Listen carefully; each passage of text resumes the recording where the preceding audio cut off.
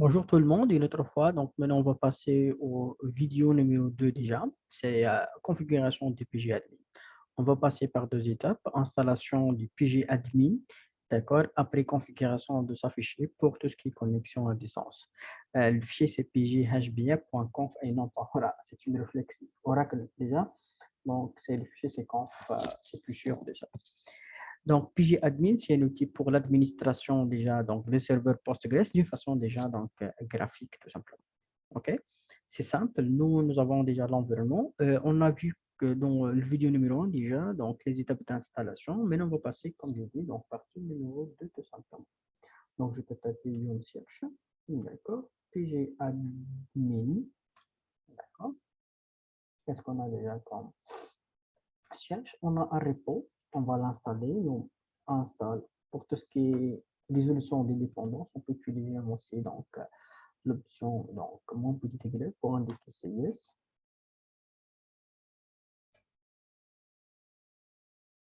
C'est bon, c'est installé. Donc même si déjà on peut voir donc d'accord, donc il y a un petit help ici. Donc tu installes pgadmin.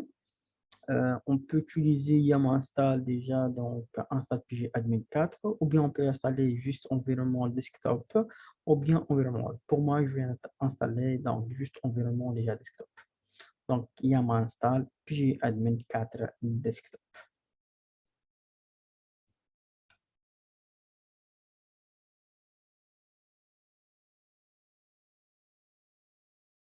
Mhm.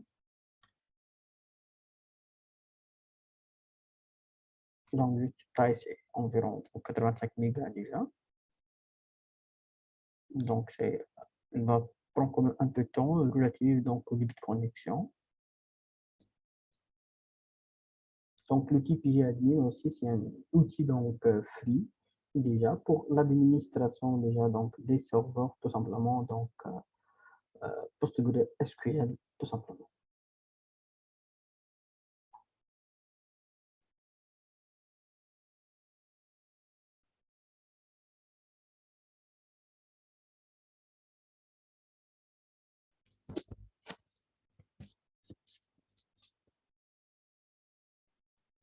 Bon, maintenant j'utilise donc quand même donc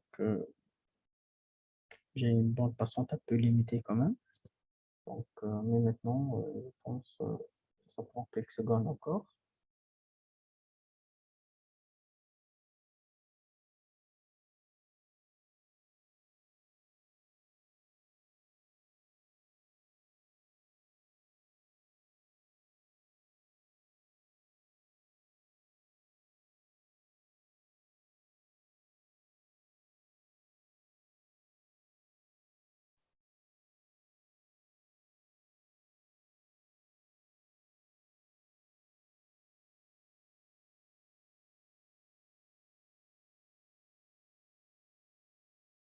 C'est bon, c'est terminé. Donc c'est terminé le téléchargement. Maintenant c'est l'installation.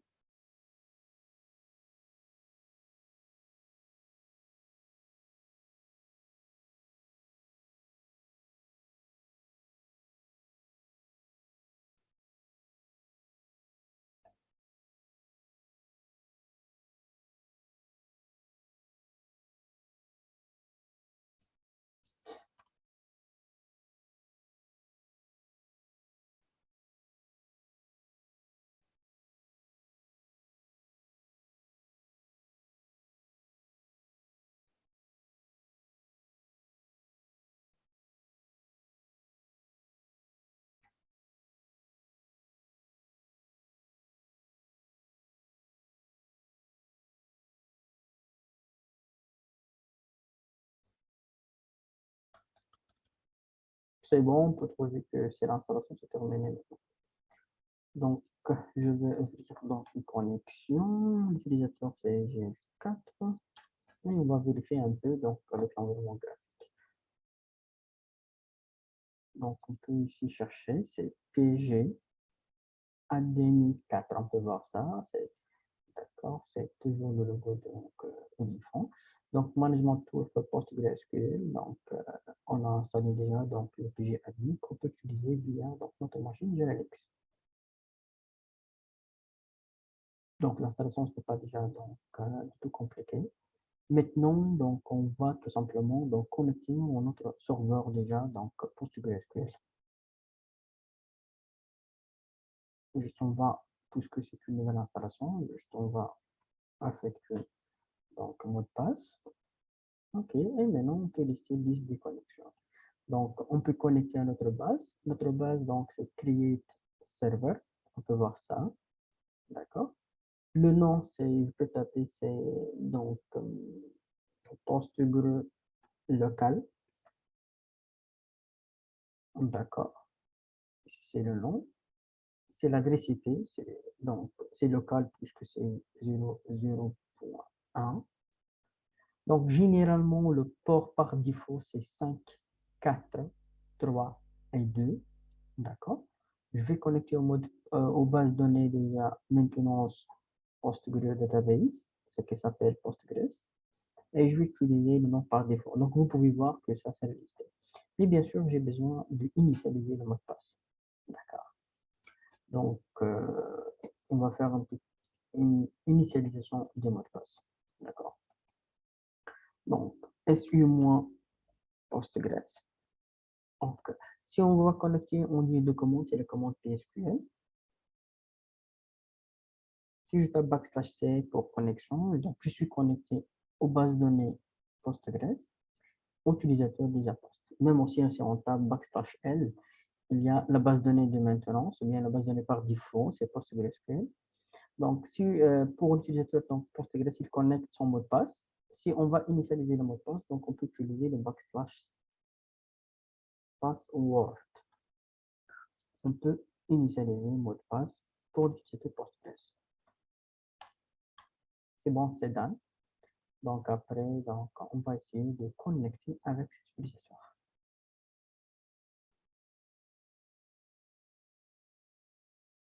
C'est bon, nous sommes déjà connectés tout simplement avec l'utilisateur déjà Postgres localement, sans pas de souci. On peut visualiser ici donc trois parties. Partie liste des bases données database. On a juste une seule base de données qui s'appelle Postgres. Ici, donc, la partie où il y a donc les utilisateurs ou bien les groupes, les rôles. D'accord. Et partie numéro 3, c'est les table space. Les table space. Il y a deux table space par défaut, c'est le PG default et PG global. D'accord. Donc, ici, il y a donc un petit dashboard qui affiche bien sûr des informations sur les tuples. Lorsqu'on parle des tuples, on dit que ce sont généralement les lignes tout simplement. Ici, donc, il affiche des informations sur les sessions, il affiche des informations sur les transactions, quand même, il affiche quelques informations qui nous donc, permet de nous aider sur les tout simplement donc, vue globale de performance des serveurs Postgres. Même aussi en bas, il affiche des informations sur les process qui sont déjà donc, en cours d'exécution. Il affiche même des informations sur les bureaux, les lacs, même aussi sur les transactions que vous avez déjà. Donc, quand même, c'est un peu, donc, c'est l'outil free quand même.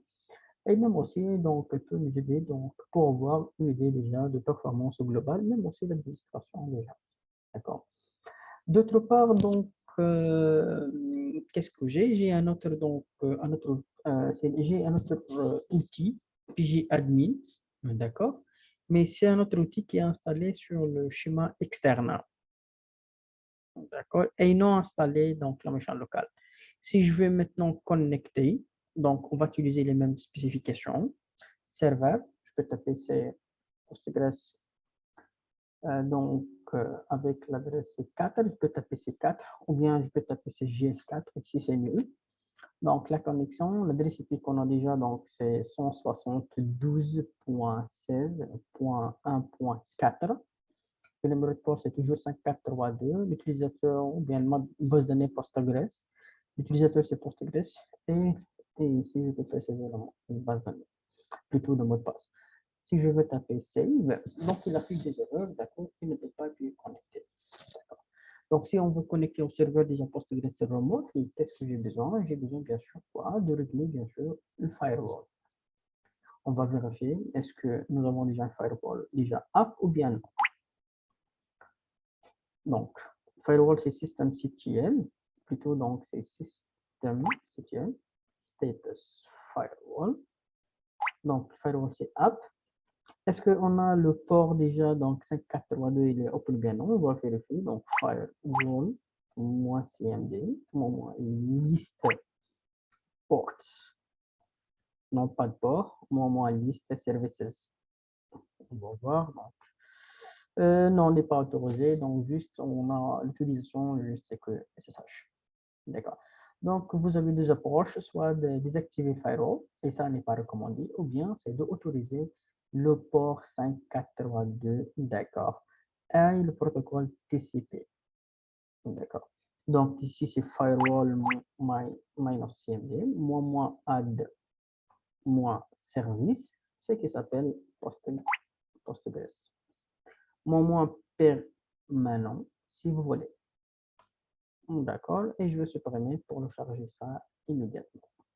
C'est bon, on a bien passé. Maintenant, on va refaire. Donc ici, c'est could not connect to server, no route to host. Donc, on va refaire une autre fois. D'accord, donc il a passé, mais il affiche donc un autre message, d'accord, c'est connection refused. C'est une connexion refusée. Et ça, ce message, c'est donc depuis donc, le serveur déjà Postgres. D'accord? Et ça, c'est un contrôle d'accès. OK, c'est le contrôle d'accès. C'est pourquoi qu'on va parler du fichier donc HPG, HBL, c'est un fichier très intéressant que j'ai déjà parlé donc avant, c'est le fichier PJHBA, Host Base Access. C'est le fichier, on peut le dire que c'est le fichier firewall donc pour connecter un serveur donc à PostgreSQL. Bon, d'accord. On va faire un petit check, d'accord? C'est SU donc Postgres. CD, donc, c'est le dossier 14, c'est CD 14. CD, donc, data. Et on peut voir, c'est ça le fichier. Déjà, c'est le PGRP. Juste une information, avant de modifier ce fichier, je vais prendre donc une copie, bon, comme sauvegarde, hein. Donc, comme une copie backup pour indiquer ces backups. Après, donc, on va consulter ensemble, d'accord, le contenu de ce fichier. Donc, la syntaxe de ce fichier, c'est ici les accès. D'accord. Donc, on va avec les bases de données, l'utilisateur. Donc, il y a un syntaxe bien déterminé qu'on va bien sûr le définir. Donc, le syntaxe, c'est comment? On précise le type, on utilise les bases de données, l'utilisateur, l'adresse et le méthode d'authentification. On peut voir que tout le monde, localhost, donc l'utilisateur PostgreSQL, peut connecter avec Peer sans besoin de mot de passe. Pourquoi? C'est simple. Parce que c'est le owner. D'accord. Donc, c'est pourquoi il faut bien protéger votre Postgre depuis les accès de l'ex. D'accord. Donc, nous, maintenant, si on peut connecter via le host, donc localhost, il faut bien affecter les mots de passe. Mais on peut voir que tu es donc toujours host. Donc, nous n'avons pas une autorisation des adresses depuis ma petite machine. Ma petite machine externe a l'adresse IP 172.16.1.1. Et la machine où il y a le serveur Postgres, c'est .4. Donc, j'ai besoin ici d'ajouter une autorisation. D'accord? Donc, c'est une machine distante, c'est host. Peu n'importe la base de données hold, peu n'importe l'utilisateur. Mais ici, c'est 172.16.1.0, par exemple 24. Donc, j'utilise tout le monde, d'accord, dans cette plage. Donc, j'enregistre le 2.x, mais maintenant, je vais exécuter la commande pgctl reload pour recharger, reload pour charger la configuration. Maintenant, on va essayer une autre fois. OK, save. D'accord, donc encore, donc la connexion, bien sûr, ne passe pas tout simplement. D'accord. Donc, on peut tout simplement afficher le fichier d'erreur, fichier de log plutôt, pour visualiser qu'est-ce que se passe réellement. D'accord. Donc, on a le dossier déjà log. OK, on va ouvrir ce fichier et on va taper tail-f pour afficher le contenu. D'accord? Donc, lorsqu'on va essayer de se connecter, encore Code Not Connect, c'est une connexion tout simplement refusée. On va voir juste, c'est l'adresse IP 172.16.1. Donc, on a tout simplement, on va faire une petite vérification encore sur le fichier. Qu'est-ce que j'ai mis? Est-ce que j'ai mis une faute de frappe ou bien non? C'est 160, donc 172.16.1.0. D'accord? Donc, j'utilise tout le monde pour tout simplement se connecter. D'accord? C'est bon ça. Et aussi, j'ai oublié de modifier donc une autre option dans le fichier PostgreSQL. C'est ça? D'accord. .com, c'est le fichier principal. D'accord. Donc, je vais changer la commande pour bien bénéficier donc du couleur aussi localhost. C'est ça. Donc, je vais forcer que le serveur, donc, il est open pour toutes les connexions tout simplement. Ici, donc, je vais taper étoile pour autoriser bien sûr les accès pour tout le monde. Juste une information, cette modification, besoin que je démarre le serveur. OK? Donc, pgctl restart. D'accord? Donc, on va essayer. Donc, c'est ça, oui, ils sont déjà connectés tout simplement. Juste, je vais revérifier la configuration du PGA. Donc, je vais taper, donc, juste, je vais déconnecter pour faire une autre fois cette modification. Je vais taper c'est le PG HBA, $, et je vais commenter cette option pour tout ce qui est utilisation. Je vais taper PG Reload. Et je vais essayer de connecter. Je vais taper le mot de passe. Il affiche erreur. Pourquoi? Parce que vous pouvez voir que no hash PG HBA force cette utilisation. D'accord? Donc ne passe pas. C'est pourquoi que j'ai ajouté donc, cette configuration directement. Donc $. Donc je veux supprimer le commentaire. D'accord? Donc ici, on peut laisser cette contrôle qu'on peut connecter depuis n'importe quelle adresse IP dans, dans ce réseau tout simplement 172.16.1.0.124.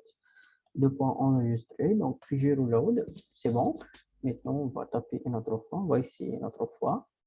Donc, c'est bon, je suis connecté, on peut visualiser. Donc, nous pouvons tout simplement maintenant connecter via peu n'importe donc les clients qui existent dans la plage 172.16.1.0.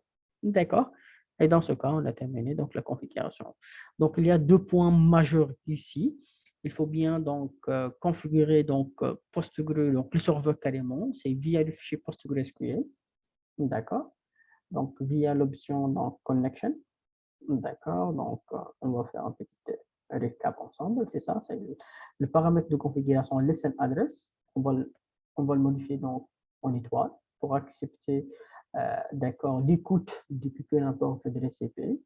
Après, via le fichier donc pghbia, d'accord, c'est tout simplement ce qu'on appelle une firewall d'utilisation d'accès où on a ajouté une ligne, d'accord, pour autoriser d'accord, les clients depuis cette plage. Donc, avec cette approche, on peut ajouter les plages de réseau qu'on veut tout simplement.